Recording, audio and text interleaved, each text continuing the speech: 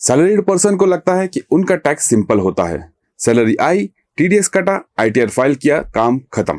लेकिन सच क्या है? आज के टाइम पे सैलरी क्लास के लोगों को mismatch, wrong claim, filing error की वजह से नोटिस का प्रॉब्लम आ रहा है। और आज जब new income tax act effective हो चुका है तो सैलरी वालों को एग्जैक्टली क्या समझना चाहिए। इस वीडियो में मैं आपको सिंपल लैंग्वेज में सैलरी क्लास के लिए practical guide to understand new income tax act 2025 बताने वाला हूँ। हेलो फ्रेंड्स, मैं हूँ सीए इरफान नमकवाला और आप देख रहे हैं मेरा यूट्यूब चैनल, जिस पर हमने लास्ट वीडियो में देखा था न्यू इनकम टैक्स एक्ट 2025 का एक्सप्लेनेशन। और अब हम देखेंगे ये न्यू एक्ट सैलरीड पर्सन को कैसे अफेक्ट करेगा। तो वीडियो को पूरा देखिएगा। पार्ट 1, सैलरी वाले लोगों के लिए क्या बदला है। सबसे पहले एक माइथ तोड़ देता हूँ।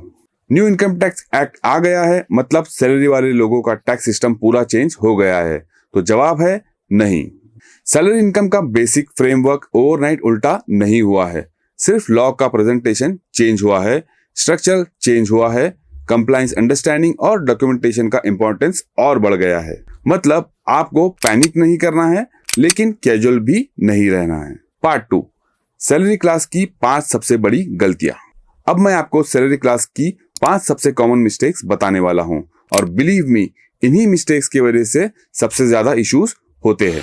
मिस्टेक 1, कंपनी ने टीडीएस काट लिया तो रिटर्न्स ऑटोमेटिकली सही होता है। ये सबसे कॉमन गलत सोच है। रियलिटी ये है, एम्प्लॉयर टीडीएस डिडक्ट करता है बट फाइनल टैक्स रिस्पॉन्सिबिलिटी आपकी होती है। अगर आपके पास साइड इनकम है, एफडी इंटरेस्ट है, डिविडेंड है, कैपिटल गेन इनकम है और वो आपने डिस्क्लोज नहीं किया तो सिर्फ टीडीएस काटने से आप सेफ नहीं हो जाते हो। मिस्टेक 2, सैलरी स्ट्रक्चर को समझे बिना क्लेम करना। बहुत लोग एचआरए, एलटीए, अलाउंसेस, डिडक्शंस ये सब बस नाम से जानते हैं, डिटेल से नहीं। और जब न्यू टैक्स लॉ आता है तो लोग पैनिक में पूछते हैं, अब ये डिडक्शन बंद हो गया क्या? अब ये क्लेम नहीं कर सकते क्या? तो आपको एक बात समझनी चाहिए, लॉ को नाम से नहीं एप्लीकेबिलिटी से समझना होता है। ब्लाइंडली व्हाट्सएप या फ्रेंड की एडवाइस से क्लेम मत कीजिए, consult a CA. Mistake 3, form 16 को फाइनल ट्रूथ मान लेना। फॉर्म 16 यूजफुल है बट फाइनल ट्रूथ नहीं है। आपको मैच करना चाहिए form 16, AIS, form 26A, salary slip, bank interest और आपके इन्वेस्टमेंट, क्योंकि प्रीफिल्ड रिटर्न्स कन्वीनियंस देता है, गारंटी नहीं। Mistake 4, new versus old regime को कैजुअली लेना। बहुत सारे सैलरीड एम्प्लॉय सिर्फ ट्रेंड देखकर रिजीम चूज करते हैं। किसी ने बोला न्यू टैक्स रिजीम बेस्ट है, किसी ने बोला ओल्ड बेस्ट है, पर टैक्स प्लानिंग व्हाट्सएप पोल पे नहीं होती है। आपको कंपेयर करना चाहिए deductions, home loan, NPS, insurance, investment, actual taxable income, क्योंकि टैक्स रिजीम फैशन चॉइस नहीं होती है, ये कैलकुलेशन चॉइस होती है। मिस्टेक 5, साइड इनकम को इग्नोर करना।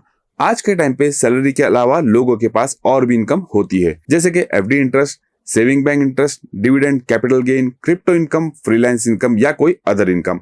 और प्रॉब्लम तब होती है जब सैलरी क्लास का बंदा सोचता है मैं तो सिर्फ एम्प्लॉय हूं। तो रुकिए, अगर आपके पास एक्स्ट्रा इनकम है तो आप सिर्फ सैलरी टैक्स पेयर नहीं है, आप मल्टी सोर्स टैक्स पेयर है। अब हम देखेंगे पार्ट 3, न्यू टैक्स एक्ट के बाद सैलरी वाले क्या करें। तो उसके लिए प्रैक्टिकल चेकलिस्ट देखते हैं। फर्स्ट, सैलरी ब्रेकअप समझो, जैसे कि basic salary, DA, HRA, allowances. Second, document को सेव करो, जैसे कि form 16, salary slip, investment proof, rent receipt, home loan statement, insurance, NOC proof. Third, data को मैच करो, AIS, form 16, 26 bank statement. Side income ignore मत करो। और fifth, ITR filing के वक्त आपके पास प्रीफिल्ड डाटा है तो सही होगा मत सोचो। और मेरी गोल्डन लाइन याद रखना, सैलरी वाले लोगों को सबसे ज्यादा नुकसान इग्नोरेंस से होता है, ना कि इनकम से। तो फ्रेंड्स, अगर आप सैलरी क्लास के लिए एक डिटेल प्रैक्टिकल चेकलिस्ट वीडियो चाहते हो तो कमेंट में लिखिए सैलरी चेकलिस्ट। और मैं नेक्स्ट वीडियो में बात करने वाला हूँ business owner, freelancer, tax notice risk के बारे में। और हाँ, वीडियो हेल्पफुल लगी हो तो लाइक, शेयर और सब्सक्राइब जरूर कर दीजिए।